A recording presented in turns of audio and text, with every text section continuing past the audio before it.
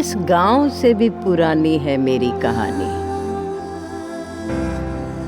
और गांव चाहे जो भी हो, नाम बदलता है बस, कहानी वही की वही। पढ़ लिख के क्या कलेक्टर बनेगी?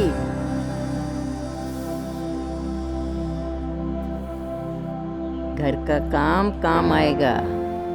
अरे तुम तो पराया धन हो, चली जाओगी, भाई ही तो वंश आगे बढ़ाएगा। मला म्हणत होते की पहिले आधी घरचे काम कर आणि मग शाळेत जा।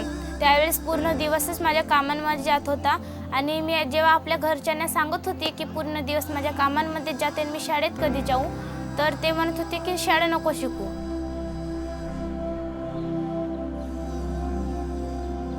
पति परमेश्वर है, उसकी दहलीज कभी मत लांघना।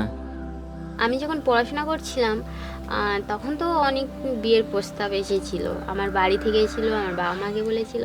বাবা বললো হ্যাঁ ভালো পাত্র হয়েছে যখন বিয়ে দিয়ে দেবো। আমি বললাম না, আমি বিয়ে করব না, যেহেতু আমার পড়াশোনাটা করতে হবে।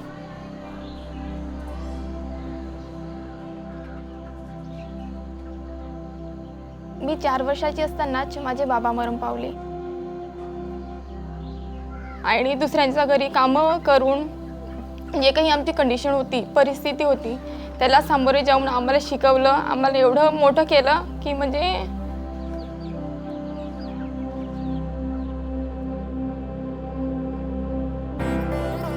बचपन से सुनती आई हर सवाल का यही जवाब, पढ़ सकती तो सुनाती जरूर, उम्र की किताब में लिखे सारे हिसाब। माझी पुरी शाळा अशीच जात होती। मी आपल्या आईला सांगितले की तू तर नाही शिकली, मला तरी शिकू दे।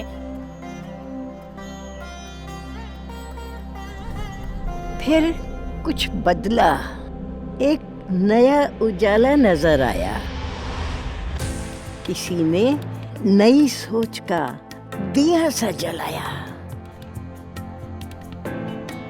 चेतनाताई आणि सरिताताई हे दोघेही आमच्या घरी आल्या आणि माझ्या आई वडिलांना त्यांनी सांगितले की ते कसे मुलींना सक्षम बनवतात, खेळामार्फत जीवन कौशल्य शिकवतात। कॉलेजमध्ये असताना फ्रेंडकडून माहिती झालं होतं की उडान टाटा मोटर्स फायनान्स मॅजिक बस एक प्रोजेक्ट आहे, तिथं आम्हाला लाईफ स्किल, पर्सनॅलिटी डेव्हलपमेंट आणि कम्प्युटर स्किल ते काही सर्व शिकवण्यात आलं आणि क्लासमध्ये वेगवेगळ्या ॲक्टिव्हिटीज थ्रू आमच्यामध्ये जी काही भीती होती ती बाहेर काढण्यात आली।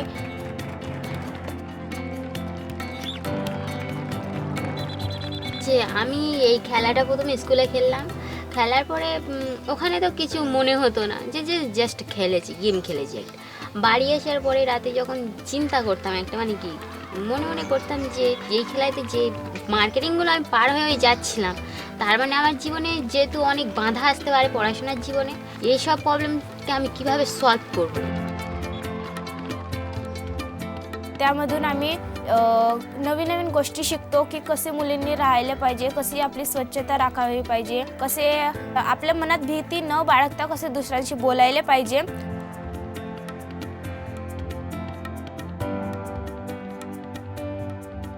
जी काही मला लाईफमध्ये एक दिशा पाहिजे होती की ज्याच्या थ्रू मी एका मोठ्या जॉबवर लागावं आणि खूप काही लाईफमध्ये करावं, म्हणून ती दिशा मला टाटा मोटर्स फायनान्स थ्रू मिळाली। मला पहिलं पेमेंट मिळालं। पहिलं पेमेंट मिळाल्यावर तसंच मी एका साडीच्या शॉपमध्ये गेली। आईने म्हणजे कधीच स्वतःच्या पैशाने सुद्धा तर घेतली नव्हती, तो आईच्या लाईफमधलं पहिलं गिफ्ट होतं।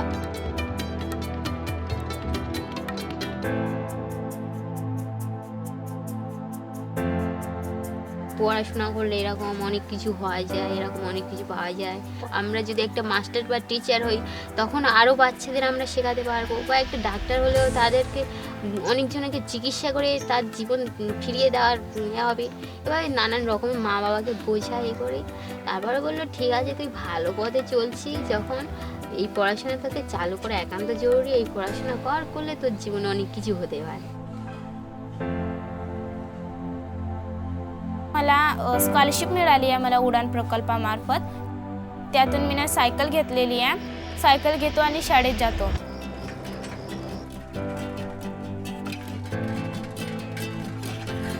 এখন উড়ান প্রোগ্রামের তরফ থেকে আমাদের স্কুলে একটা দল আছে, দলটার নাম হচ্ছে শক্তি বাহিনী। সেই দলকে নিয়ে আমরা কাজ করি, যেমন বাল্যবিবাহ, শিশু শ্রম, ড্রপ আউট, আরও 5টা অনেক কিছু কাজ করি আমরা।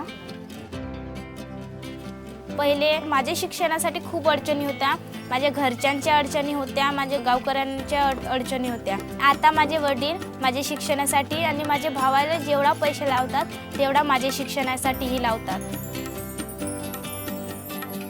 अब मेरी धुंधली आंखों को भी हर तरफ रंग दिखते हैं. अब मेरे बूढ़े कानों को हंसी की किलकारी साफ सुनाई देती है.